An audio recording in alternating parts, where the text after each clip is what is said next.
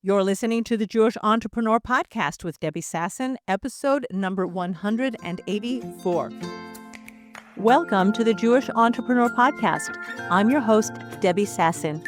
I went from being a financial advisor, author, and chronic under-earner to building my business to six figures as a financial planner and money mindset coach, and then onto multiple six figures as a full-time money and business coach.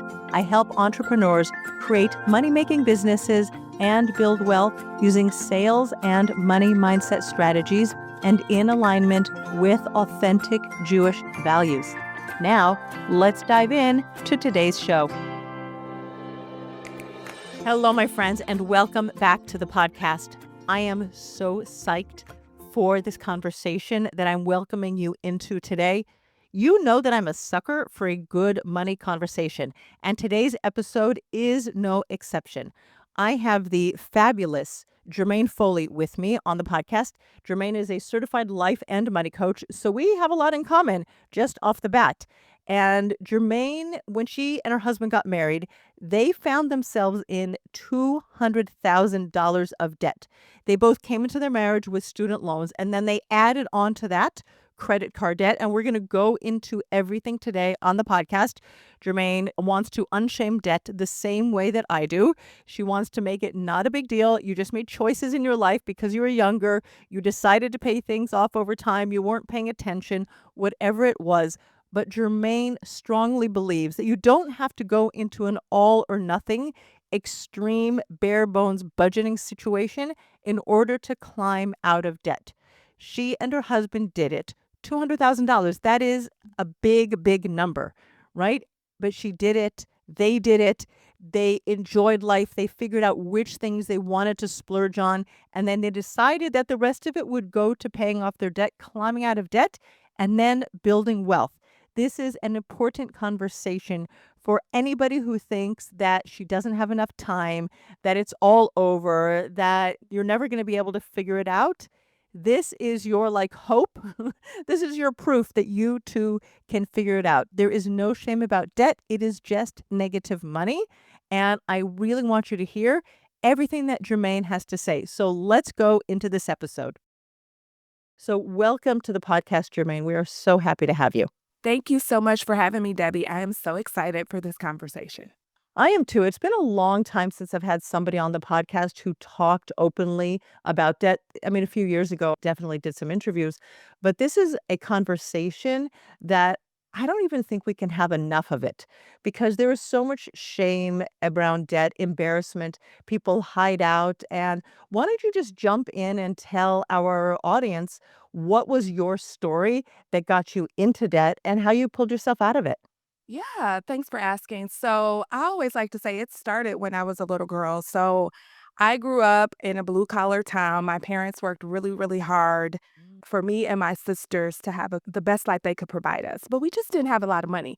But one of the things they did was they worked, like I said, really hard to get us into a school district where they thought we would get a good education and then we would be set for life. And so, on my first day of school, I walked in, I was so excited. And I had on, I don't even know, it was just like normal clothes. I looked around and I knew instantly that I was different. The kids there, they had the latest gym shoes, the latest jeans. They had even fancy backpacks. And it was just really interesting. And I instantly knew that I would never be like those kids, but I wanted to be like them. And so I really believe that at that young age, I subconsciously just made a pact with myself that I was going to grow up, go to college, get a good job, make a lot of money so that I could buy whatever I wanted to buy. And that's exactly what I did. And when I graduated from college, my husband and I met, and we were instantly six-figure earners, which we thought was a lot of money. We thought we were rich, but we also had six figures in student loans at the same time. Before you go on, I want to just go back because our origin stories, our childhood, right? The messages of our parents that we have to work really hard. And listen, you and I are both building businesses. It's not like we can just sit around all day and meditate on money falling down from the skies. We do work, right? We go out, put our work into the world. That takes grit and resilience. But when you got into school, because my sister and I have actually talked about it, because we went to school where, for us in Los Angeles, There was a group of kids who would go skiing in the winter. We didn't go skiing. I finally asked my dad once, "Daddy, why didn't we go skiing?" 'Cause, like, he never liked it.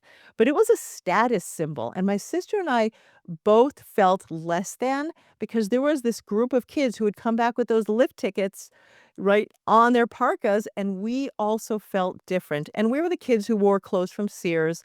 I wore my older brother's hand-me-downs. We were middle class. We were fine. I never, ever lacked for anything. But again, those messages from our childhood are they stay with us, and I love what you said, you made a pact with yourself or a vow that you were gonna do it differently. Absolutely, absolutely. And to your point, my parents, they took great care of us. We never needed anything. Mhm. Of course, we wanted things that we couldn't always get. So, yeah, I can totally relate to that. So Yeah. in school, did you continue as you went through the school system, did you continue to feel like you were different from your classmates? Oh, yeah, 100%. But I will say that as I got older, like, that was one of the things my parents did for birthdays or Christmas. They made sure they was able to get us something that was a little bit more trendy, you know what I mean? So and then when I got my first job in high school, I used to spend it all on clothing and things like that because, yeah, I felt different, and I didn't wanna be different. We wanna be part of the tribe, we wanna fit in. So my money was always spent on clothes. Soon as I got paid, even my little $67 check, I would go to the mall. Did you have in your family growing up a concept of saving? No, but my dad used to always tell me, "You should save some of your money," but I don't think they saved any of their money, but Mhm. he would say, "You should save," and it was just I didn't understand that. I'm like, "Why would I save? That's so boring." You know what I mean? It was almost like saving means depriving yourself of having fun today, so it never really clicked back then. Got it. It was like, I s do what I say, not what I do, right? He wanted you to be the saver. Maybe he also thought that that was a way, but he wasn't able to express it. Our parents also weren't able to express to us because they didn't have a language for money. Money conversations that happened normally didn't happen, right? It was usually like stress or anxiety. But my parents actually, because I did save, I did have a passbook savings account back in the day. And I remember feeling very empowered actually building my savings, getting $11 for my 11th birthday from my grandparents and depositing the check in the bank account. So I actually had that. So my story is a little bit different. Interesting that you felt like you had to spend it all down. Yeah, absolutely, and that followed me into adulthood. So let's fast forward, right? You and your husband got married. You both had student loans. How did you feel about those student loans? I knew they were there, but I didn't feel stressed by them. I figured we'll get to them eventually. A lot of people nowadays even think that way. They're like, "You know what? I mean, I might die with these." It wasn't this thing super stressed about them. I kept deferring them because you could put them in deference, right? So I kept doing that as much as possible where you don't pay until you absolutely have to. So I kept doing that. But other than that, yeah, they didn't stress me out too much. I honestly, yeah, it wasn't a big deal. So explain to me because I didn't grow up with student loans. That's number one. And number two, because my dad, I guess this is part of our origin story, he had a trust for all the children for education. So I know that when I went to college, it came out of the money that he had set aside methodically over time for the kids to go to college. And my older brother did not go to college. So I was the first one to tap into that.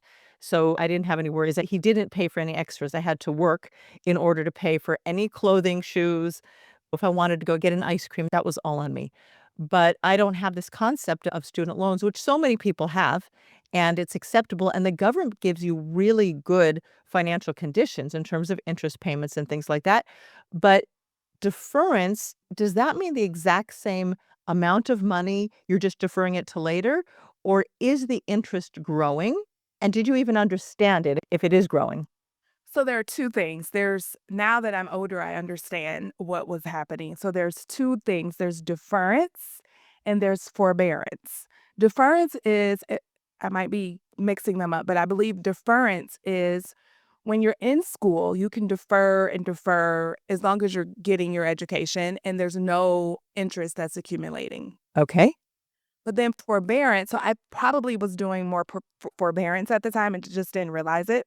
That's where you push it off, but the interest is accruing. So I was doing a little bit of both of those things. But I think that's the problem that people run into, because I talk about this about not understanding, like, where my 401k was being invested. We don't know, and nobody sat us down and said, "Here, these are the important things you need to know about money." So your forbearance on your student loans means it's now growing and growing and growing, and you don't even understand if you don't understand money and interest and compounding, you don't even understand why that's happening. All of a sudden, the pieces of paper come in the mail. Today, they probably just come by email, I imagine, right? And the numbers just grow and freak you out a little bit. Yeah, and then they just get so big and you're just like, "Yeah, I don't know." And people just, "I'll just pay the minimum," and paying the minimum, the interest is just growing and growing, and that's how people go from having maybe 50K initially in student loans to 300K because over the years, it just balloons. Wow. So you and your husband now are married with $200,000 of student loans? Yes, this was before we had our boys, which and by the way, this has been a while. My kids are 20 and 18 now. So yes, this was before we had them, and so that's how we started our lives. We were $200,000 in debt by the time I woke up, but as soon as we started our marriage, we were 100K, and then we added another 100. Oh. So okay, so did the 100 to 200K happen because of interest, or were you also then adding to your debt by, I don't know, credit card, bank loans? How did that happen? Yes, so 100K was student loans, that's, ours combined, and then we lived. We bought the cars, this did not include our home, although we did buy a home. We shopped, we traveled, we lived life, yeah, so personal loans, 401K loans, we were just living it up. Like, when I tell you my money was a hot mess, it really was a hot mess. And you were like in La La Land around your money. It's like, okay, let's go travel, let's buy all the things, let's do it. Why do you think you did that? Just because you had promised yourself back in as a schoolgirl that that was going to happen? Or is it the media? Is it the people that you were working with after you got your degree? Like, what was propelling you to go and spend everything and take on more debt? It was habit, honestly. I had never remember when I was in high school, my $67 check, you spend it. Like, I had a mindset that money was meant to be spent, that I made a lot of money in my mind. We'll figure it out later. I wanna live life. I've got time to invest. I've got time to clean it all up. And honestly, it's the same stories that a lot of my clients are telling themselves today. It's just this you're stuck in this habit loop. You don't even know you're doing it until it's almost like the stress and the overwhelm, like, something happens where you're just like, "Okay, I can't keep living like this." And I can tell you what that was for us. Yeah, this is I like to think of it like a V, right? You go down, down, down, down, down, you hit the bottom of the V, you get so fed up, you're so stressed, you're about to, like, explode like that pressure cooker that, like, boom, it just explodes, and that's when you can start going up the other side of the V, and unfortunately, so many people don't stop themselves. They see the writing on the wall, but they can't hit the brakes until they hit rock bottom. I don't know why it is. It just maybe it's the habit and the momentum, and you just keep going until you hit that brick wall. So, what was your brick wall? So, we had a lot of brick walls, but the one that just really, like, stunned me was when we had 2 kids in daycare, and our daycare bill was the exact same amount as our mortgage. So, if you think about the fact that money was all over the place, we were juggling bills, we were robbing Paul to pay Peter. Things were just not good financially, and then boom, here's this double mortgage, and that's when I knew something had to change because I feel like I was the one my husband wasn't as stressed about it. He wasn't as anxious and overwhelmed and concerned about it. I think he just felt that maybe we'll figure it out, or maybe he was just handling it differently than I was, but I knew that something had to change, and so I went to church one day and I was literally bawling my eyes out, and people probably thought that I was, like, feeling the spirit or something, but it wasn't that. I was just stressed out, and I prayed, I said, "God, you gotta help me." And it's funny because my dad, he gifted like, literally, probably a couple of weeks later, my dad gifted me and my sisters a book by Dave Ramsey. It was called The Total Money Makeover, and I devoured that book. I was just like, "Oh my god, this is what I need." And that's when things started to look like there was some hope for me. Do you think your dad knew was he aware of your stress? Had you been talking about it? Why do you think that obviously you prayed, you reached out to God, and then he sent your messenger, right, which was your dad with this amazing book, but what do you think inspired your dad to actually give you that book? Honestly, I don't know because I didn't share any of it. And on the outside looking in, my husband and I, we were doing fine. We hid it very well. So honestly, I don't know what inspired him. I just think it was God because I needed some help. And, you think that sometimes you're like, oh, I hope this some miracle happens. But yeah, no, I needed to learn some things so that I could change from the inside out. And so, like I said, I devoured the book and it was a very easy read and it was very simple. You just cut everything out and you focus on getting out of debt and one day you'll be able to live life. And so I, at first, kind of pushed back a little bit, but then I was just like, you know what? Nope, I'm willing to do whatever I need to do. So I took that idea, took the whole notion to my husband, and he again looked at me and he was like, Jermaine, I know we have to change. He said, but we can't live like that. We have two little kids. We can't just give up everything that we enjoy doing. We can't just go scorched earth. He I said, like "We that. need to do some yeah, we need to change, but we can't live like that." And that's when the light bulb moment went off for me, when I'm like, "Okay," I was just kind of pondering to myself, "Why do we have to go this very strict, restrictive way to get our money under control?" It's like I was going all or nothing. At one point, it was, nothing. I'm just gonna live and not even think about money, and now I'm trying to be like this frugal person that doesn't spend anything and doesn't do anything which wouldn't have been sustainable for us. So I was just like, why can't I find some middle ground? Why can't I build wealth? Which mean for me at the time, it get out of debt, get some savings, and then finally start really investing. Why can't we build wealth and still do some things that matter to us and still enjoy our lives, still take a vacation every now and then, still let our kids participate in their activities, still go on date nights? Why can't we figure out a way to do both? And that was my mission, and we did it. We figured out how to do both. I think that part of it was probably the fact that you and your husband both had really high incomes. So I don't wanna say, like, everybody has to have a high income, but it gave you more flexibility. There are people who are living on half of what you guys were living on, and with 2 kids in daycare, I do wanna say that it is more challenging. I mean, you can change jobs, you can change careers, you can get a promotion. There are ways to increase your income, and income has no limit. There's no ceiling on your income, but there is like a bare bones budget unless you're gonna go live off the grid in a tent somewhere, and do your own fishing and, foraging. There is a minimum, like scorched earth, I love the way you say that, that bread and water and, like, rice and ramen noodles, which the real extremists will talk about. So what did you actually cut out? And you said, like, a vacation time to time. What because I also talk about that, like, if you wanna live a rich life or a wealthy life. It's not about having everything. It's about being intentional and deciding what are the things that are important to you. For example, my husband and I, we've never owned a car. He has a company car. And I also have an 18-year-old and a 20-year-old, by the way, but I also have 6 kids who are older than my 18 and 20-year-olds. So with 8 kids, we would need a bus. So his five-seater was the thing that took us around, took us to the supermarket, and if we needed a bigger car, we rented one or we took a taxi. It was never important for us because we also live in an area with great public transportation, so we could manage without having a car, and our kids could go to school on public buses or walk. I'm a big walk, ride your bike, do all that. What did you guys decide that this is what we're not touching? We're keeping this is really important. And what did you decide that it was okay to let go of it or to do it less frequently? Yes, so this is so good because this is a process. Because everyone always wants to know, "Well, how did you do that? How did you do both?"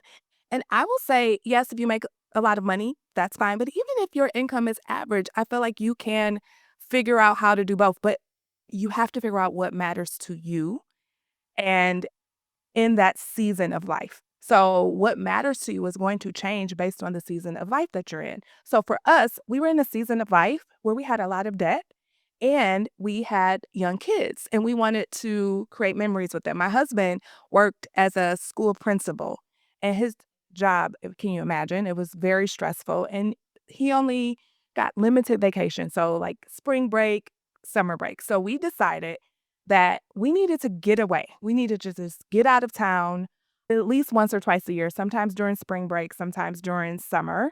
And because of the season of life we were in, it wasn't the most elaborate vacations, but we still did it. We also looked at just our food. One of the things we were doing was just wasting money on food, right? So we were able to trim that down. We were doing a lot of eating out. So instead of eating out as much as we were eating out, we decided that we would do it once a week, right? So we looked at everything was on the table. If we could trim, insurance rates and cell phone things, we did that. But yeah, I mean, the things that really mattered to us was that we would have at least one date night a month, that our kids could do some of their activities, seasonally based on what was happening, if it was soccer or basketball, and then that we took at least 1, maybe 2, depending on the year, vacations. And depending on where we were financially, depended on the caliber of those vacations. So, yeah. I have to say that one of the vacations that we took as a family when I was growing up, that still lives in my mind as probably the best vacation ever as a kid, was my dad rented an RV for a month, and we went traveling around the Pacific Northwest. And it's not five-star hotels, it was like a bunch of kids, like, squished into this camper and staying in tents overnight, but it's so much not about the caliber, as you said, like, listen, now I'm a little older, staying in a tent doesn't light me up anymore, and I did it a year and a half ago. So it's not like I'm not willing to try things, but for kids, they're just gonna remember that you had time together, and that's what's so important. If you're the kind of person who you're in a very high stress job and you want to take that five-star, go to the hotel, do the spa, get yourself a massage, and have everything taken care of from soup to nuts, your morning coffee until your I don't know, your drinks at night, if that's gonna work for you, okay, but we just found also as us raising a large family, that the family experience and the togetherness is happening when we're together. It doesn't have to be that kind of experience where we're spending lots of money. We can make it happen in such different ways. Absolutely. My kids, they tell me to this day their favorite vacation was when we went to Washington, D.C. and visited all the Smithsonians, and they're free. Yeah, And we took the train. They have a really great train system in the DC, Virginia area. they do. And we took the train back and forth. They loved that. We stayed in a hotel. But yeah, it was an inexpensive trip when you think about it, and they loved it. So yeah. That's great. I love the fact that Mhm. that's the memories is what they take with them forever, and that's what they're gonna give to their kids. Yeah. I just went with my husband a month or so ago. We went to the Grand Tetons.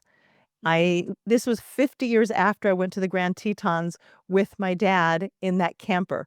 I celebrated my 12th birthday in the Grand Tetons, and I just celebrated my 62nd birthday 50 years later in the Grand Tetons. So, you see, it just comes around again Yeah. because those memories live so sharply, with you, and Yeah. you wanna take them with you. I was gonna say, yeah, I don't this is why we were adamant about doing both, right? Because now we have these memories. Like I said, my kids Mm. are 18 and 20, and we can reminisce. We have photos. I would not change the way we got our money under control for anything. And I want everyone to hear me like, if I can figure this out, so can you. And you don't have to do it by following the very restrictive financial advice. Good for you. I love that. So what about your kids now? Are they going to college? Do you have student loans for them? Or how did you do it differently? Yeah. So for them, because of what we went through, I was just like, they will not have $1 in student loans.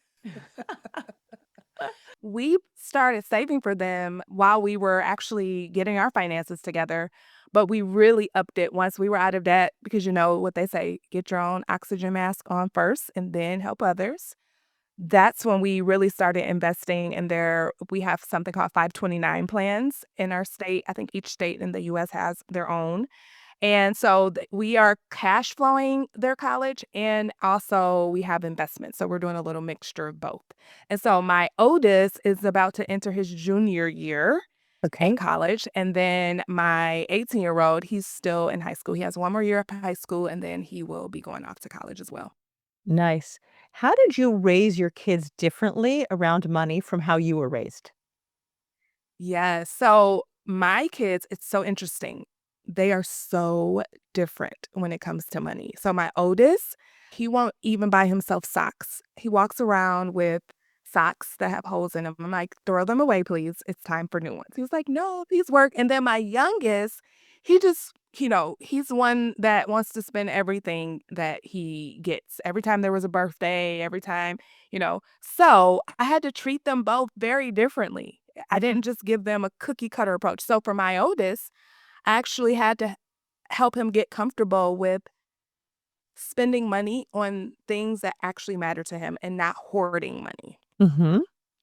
So, just having those conversations with him, helping him to understand what money is for and that where his security really comes from and that it's okay. Money comes back to you. You let it go and it comes back. The youngest, I had to get him in a position where he's comfortable just having money.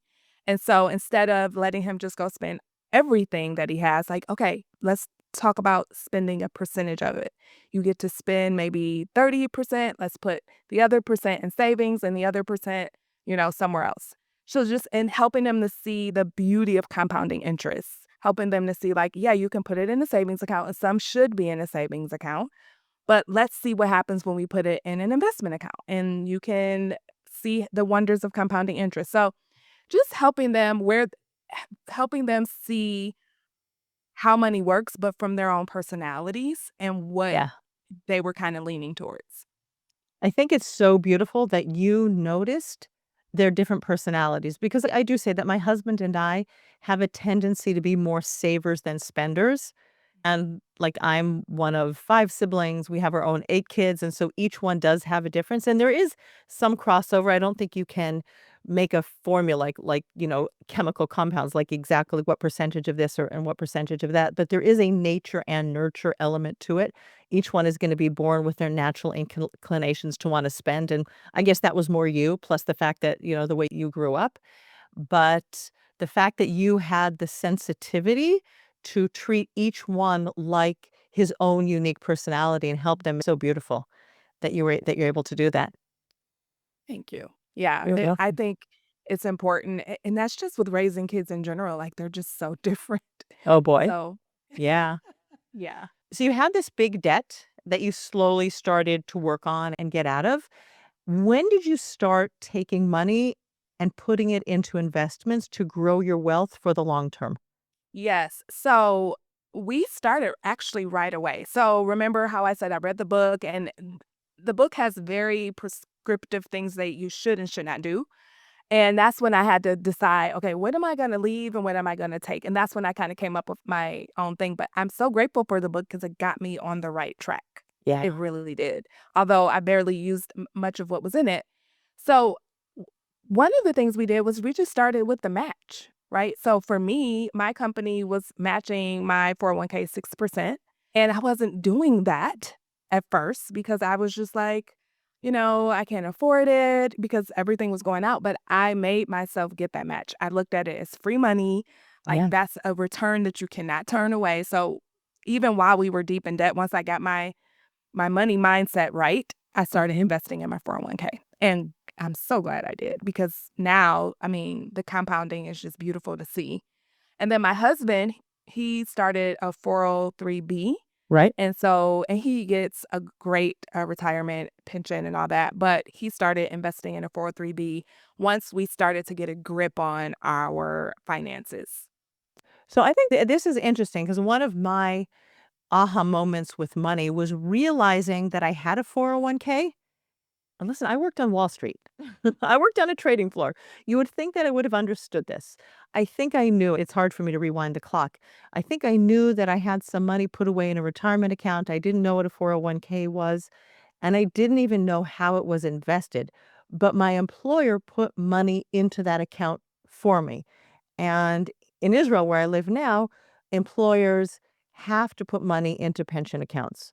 So I think that's kind of what it was like in the United States back in the day when I started there. But it's interesting to me that your employers didn't have to do that. And when did you realize that this was even an option? Was it because of that book? Well, I knew it was an option, I just wasn't taking advantage of the option. So, the way my company was structured, they didn't put money in unless you put it in, so it was a match. So, up to 6%. And I was just, and when I think back, maybe I was putting in like 1 or 2%, like something very small, and they were doing that. But once I like really started to think about it, I was just adamant that I was going to get the full Mhm. match, the full 6%.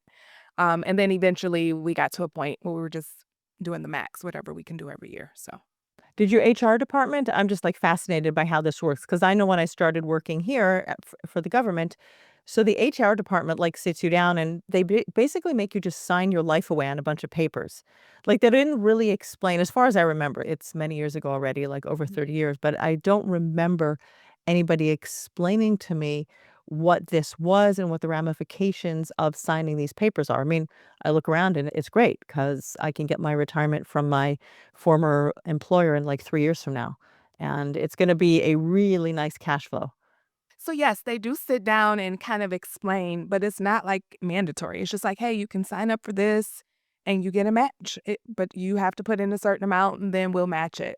And honestly, it's been a while. I can't remember what my first employer offered. They may have put, a small percentage in without me because I know I've since rolled, old 401ks over into IRAs. But my understanding was I really wasn't taking advantage of the full benefits until I really, consciously made a decision that I was gonna, change my financial life.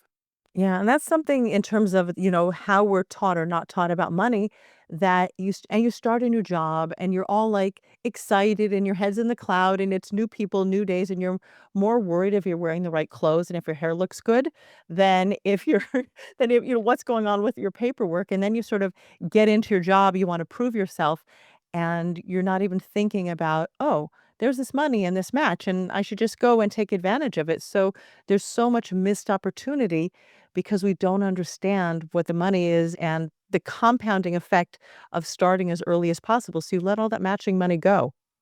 Yeah, and you think I know my mindset was I can't afford to put away 6%. Like I'm already spending almost everything I make.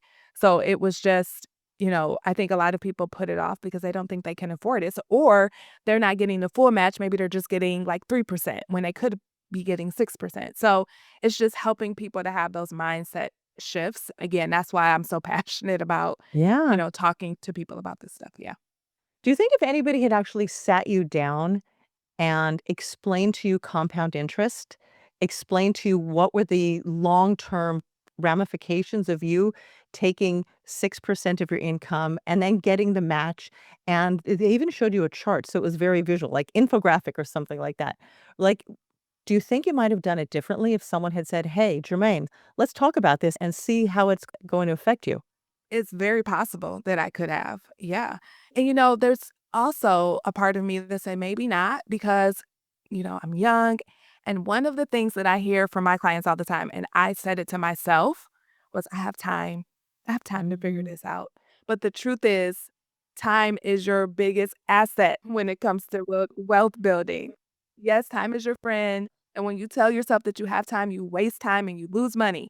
But, maybe if someone would have said that maybe I would have, but I could easily see myself back then in the mindset space I was in, just saying, "Yep, I've got time. I'm only 25." You know what I mean?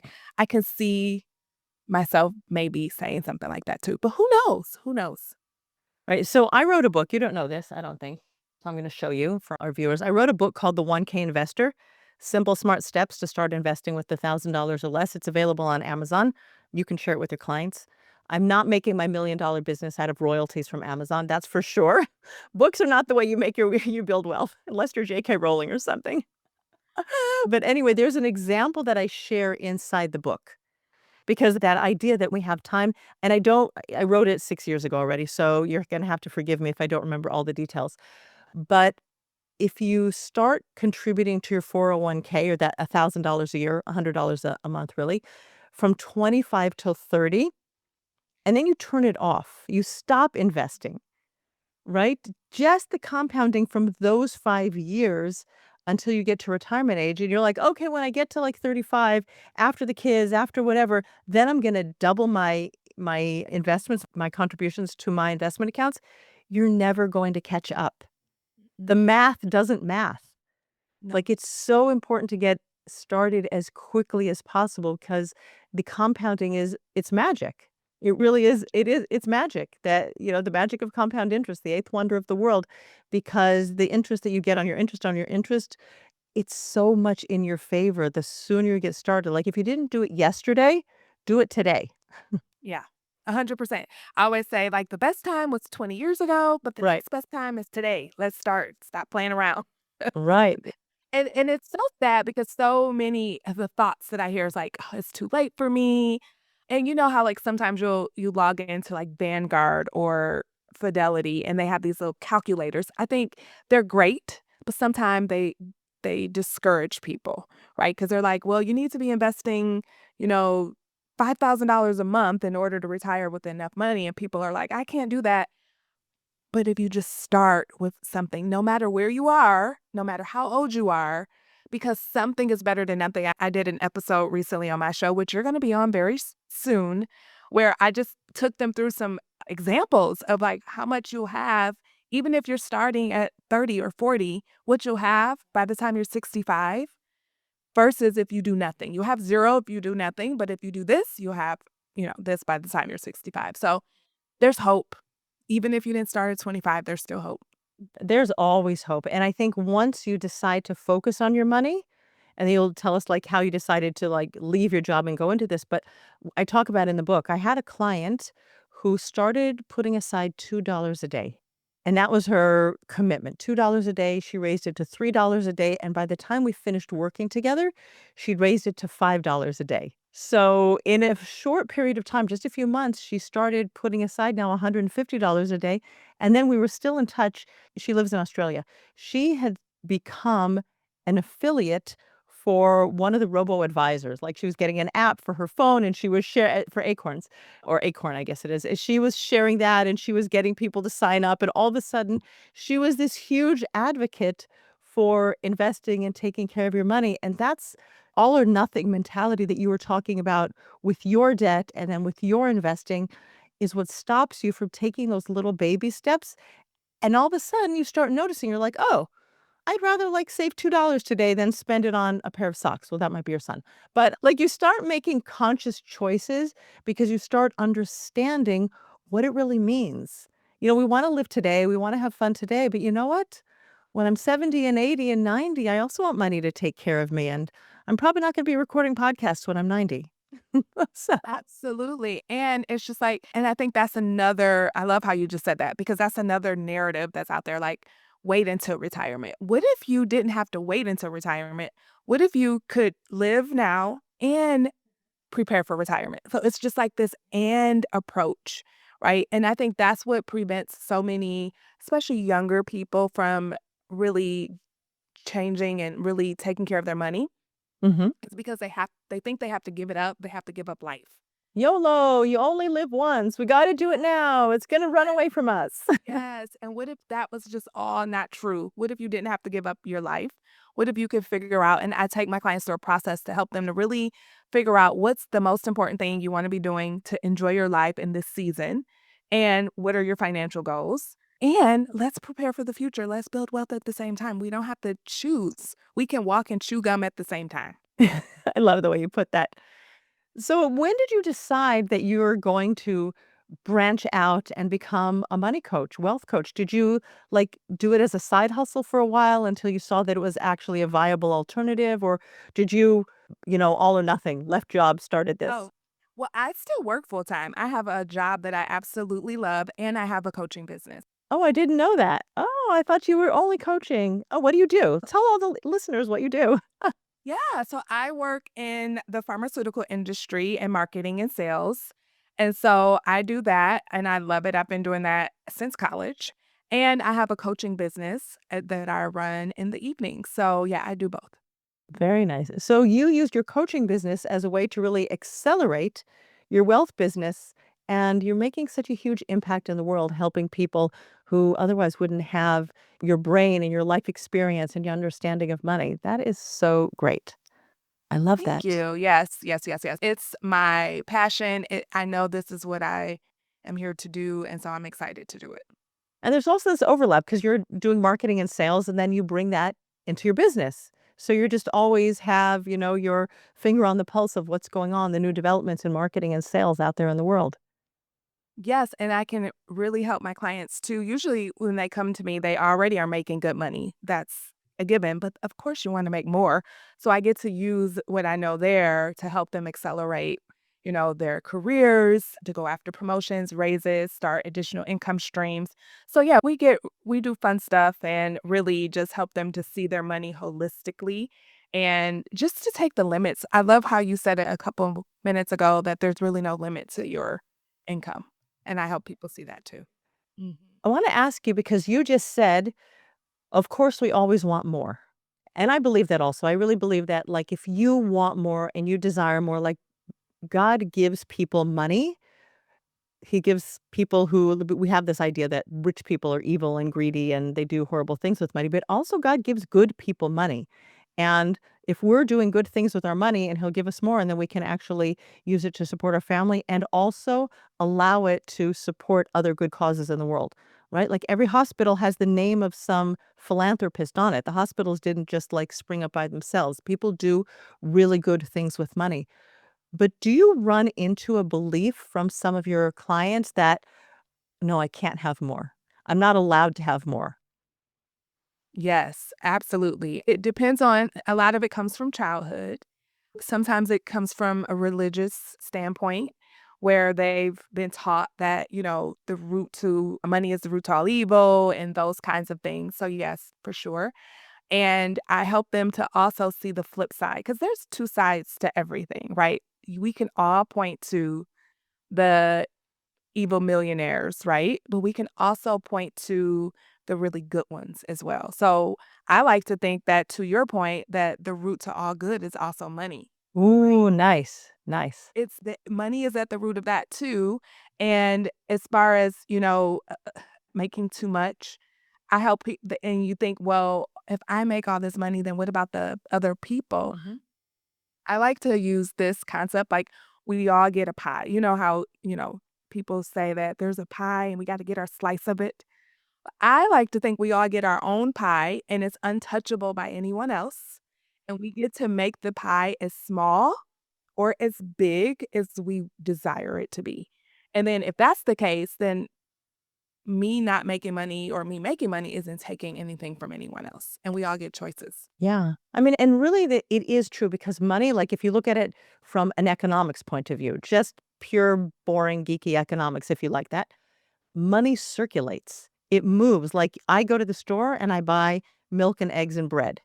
And then the store pays their employee, and then the employee is going to buy their shoes, and then the person at the shoe store is going to buy their clothing, and they're gonna buy their electricity, and I can pay you money and you can pay me money, and the same $100 or $1,000 can just go back and forth and back and forth. I mean, it doesn't work that way that you and I are usually just exchanging back and forth, but there's a trail of money and there's a velocity of money. It just keeps going around and around, so we can all have more when we allow ourselves to have more. So, yeah, and I think it's also important to point out those money stories about, like, the evil people, people who do bad. If we look at our fairy tales that we're reading to our children, right? 101 Dalmatians, the evil person is Cruella de Vil. Her name has cruel in it. Through the stories that we just absorb them into our subconscious from when we're little, the evil people are the ones with the money, and the good people are the ones who are like long suffering. They don't have anything. They're the Cinderellas scrubbing the floor, and the wicked stepmother is the one who has all the money. And these are also messages that we just download and we're believing that they're true. And we have to work harder to go maybe and find the good people whose names are written on the sides of the hospitals and the ambulances and the churches and the synagogues and the people who are giving money away and they're not letting their names be shared because they want to be anonymous. There's so many good things you can do with money. So, Jermaine, before we wrap up, if somebody finds herself or himself in a tight situation with money, let's even say you're in debt, 100, $200,000, $20,000, it doesn't matter. What do you think are the 3 most important steps that people should start with? Again, it's not all or nothing, but let's get the ball rolling. What do you help people do right in the beginning? Yeah. So the first thing is to stop avoiding it. Mm, I mean, that is the biggest thing. It's just like avoiding it. And then it's like, you can liken it to if you have something going on in your body that is constantly annoying you and you just keep ignoring it and you keep ignoring it.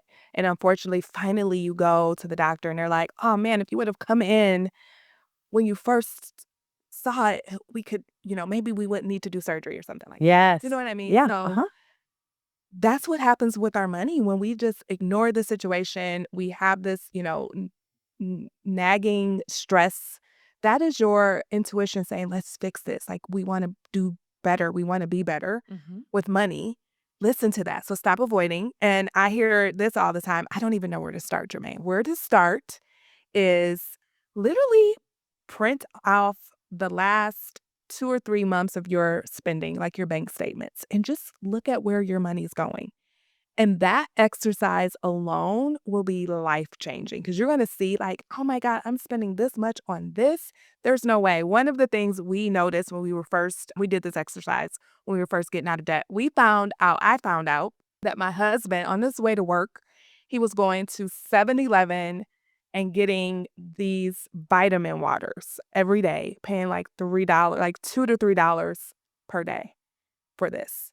And I was just like, Costco, Sam's Club, you can get a whole case of them for what you spend in like a week and it will last us a month, like something like that, like little things like that. So I didn't say you can't have these vitamin waters. I'm like, no, we're going to just buy them somewhere else versus you buying them individually. So things like that. We also noticed that we were eating out way too much, like 3, 4 times a week.